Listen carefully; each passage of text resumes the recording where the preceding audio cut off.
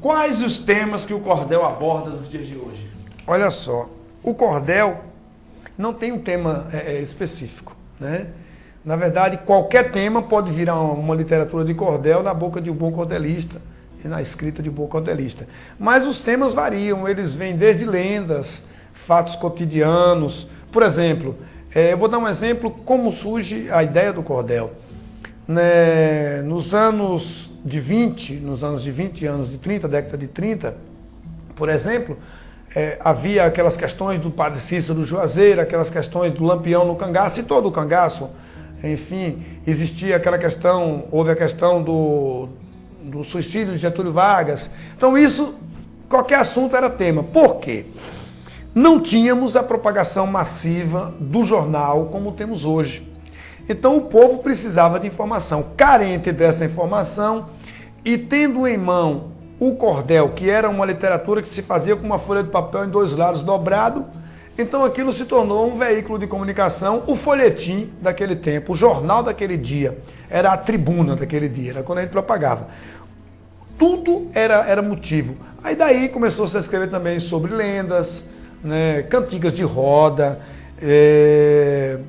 assuntos religiosos, discussões, assuntos políticos. Então, todos esses temas podem ser apropriados para a literatura de cordel. Eu, particularmente, tenho temas variados. Aqui eu tenho esse aqui, o Doutor e o Tabaréu. O tema disso aqui, por exemplo, é a política no Brasil.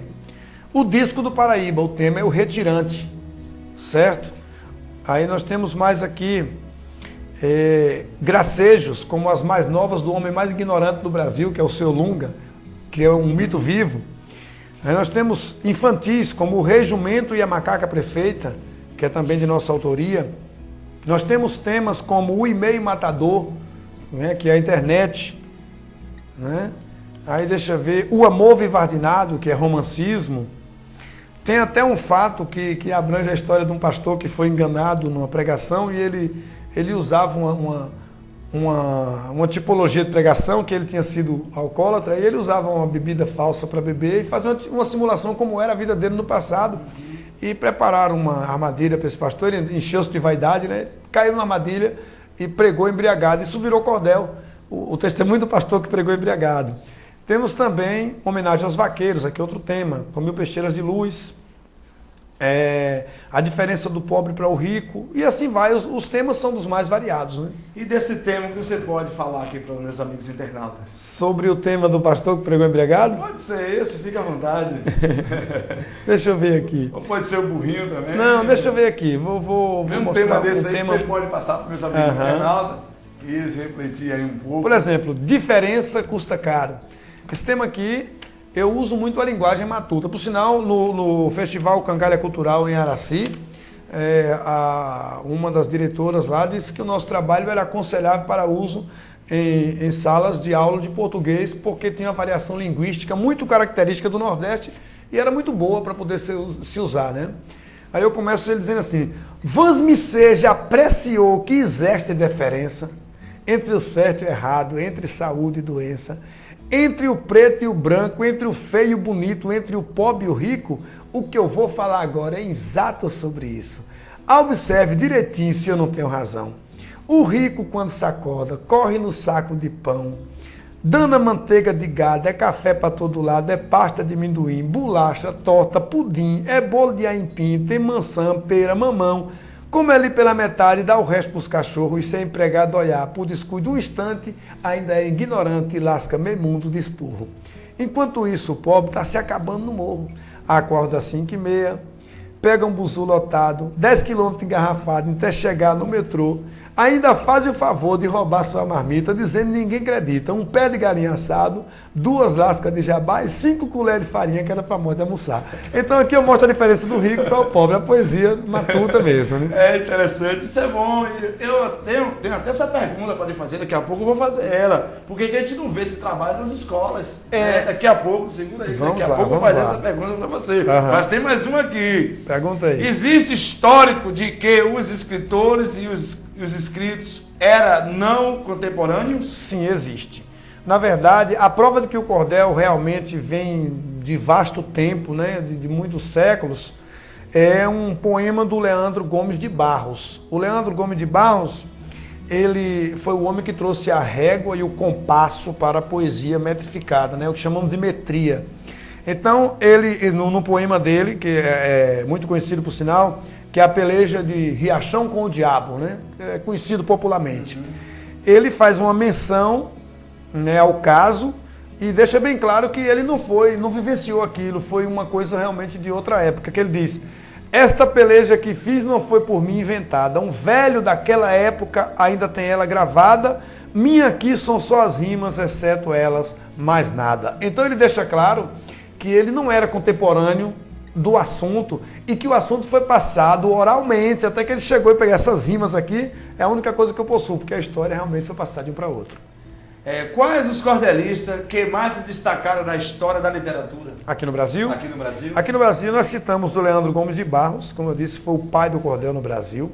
Ele nasceu em 1865, vindo a falecer em 1919.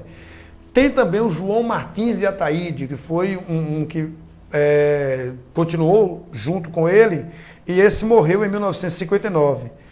O Carlos Drummond de Andrade, considerado um dos maiores poetas brasileiros, por que não dizer, daquela época, o maior. Temos também o baiano Rodolfo Coelho Cavalcante, como disse, que se destacou pelo fato de ter mais de 100 trabalhos seus publicados. Né? Castro Alves, Castro Alves era poeta, mas não podíamos classificá-lo como cordelista. Né? Embora, sim, a linha dele era uma linha mais lírica, poeta dos escravos, né? Um trabalho muito bonito, por sinal, mas ele não era cordelista, era poeta popular. Esse que morreu agora recentemente, Jorge Amado. Sim, Jorge Amado, escritor, ele se destacou como escritor, também não tem histórico de cordel. Aqui que podemos citar, nós citamos aqui, da cidade de Feira de Santana, citamos Sabiá Laranjeiras, citamos aqui cordelistas que se destacaram, Franklin Machado, né, que é da TV UF, um trabalho muito bom. Temos o Homem do Chapéu, como é chamado, que é o professor Mazinho, é um cordelista da cidade de Santo Antônio de Jesus. Nós podemos, aqui se fosse falarmos de cordelistas locais, tínhamos muitos. Nós podemos falar de Ademar Araújo, podemos falar de Domingos Santeiro, podemos falar de Jorivaldo Silva, que tem o Museu do Cordel, e muitos outros. Vou fazer mais uma pergunta aqui, vamos dar uma passeada daqui a pouco com mais uma canção e voltamos para daqui a pouco estar falando mais um pouquinho sobre o cordel. Essa pergunta aqui também que está coçando aqui a língua.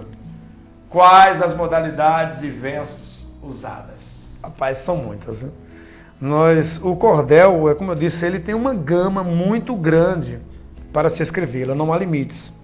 E no decorrer dos séculos foram se desenvolvendo as famosas modalidades, que são estilos de verso. Versos com estrofes com 4 versos, com 6, com 7, com 10, 30. Então, existem várias linhas. As mais populares são a quadra, né, que é aquela... Aqui tem uma quadra aqui muito boa. Minha terra tem palmeiras onde canta o sabiá, as aves que aqui gorjeiam, não gorjeiam como lá. Então aqui é uma quadra, são 4 versos. Aí tem uma cestilha, que diz: quem inventou esse S com que se escreve saudade, foi o mesmo que inventou o F de falsidade e o mesmo que fez o I da minha infelicidade. Então realmente, aí a cestilha, que são 6 versos. Tem as septilhas, que são 7 versos, quadrão. O quadrão é um estilo destacado mais do norte, mas é muito usado. Os dois repentistas, eles cantam, né? Zé Limeira escreveu muito bonito, que eu trouxe aqui para demonstrar, que diz: eu canto, sou Zé Limeira, rei dos vates, dos Teixeira, nessa terra prazeteira, da lua o clarão, sentindo no coração a alegria desse canto, por isso é que eu canto nos 8 pés a quadrão. É considerado quadrão porque são 8 estrofes, 8 versos. E dentro dessa, de 1 a 4 até a 8, qual a mais importante hoje para o cordel? A mais utilizada hoje é a cestilha, né? Que é cestilha e septilha. Cestilha é aquela que eu disse, quem inventou esse S, né? E a septilha, tem um exemplo aqui que é um verso também do Zé Limeira que diz: Napoleão era um bom capitão de navio, sofria de tosse braba no tempo que era sadio, foi poeta e demagogo, e numa coivalha de fogo morreu tremendo de frio. Eles são 7 versos em uma estrofe, né? Eu sempre, no culto de casais, meu amigo internauta, meu amigo Oliver Brasil, todos vocês que estão assistindo o programa Amigo Maior,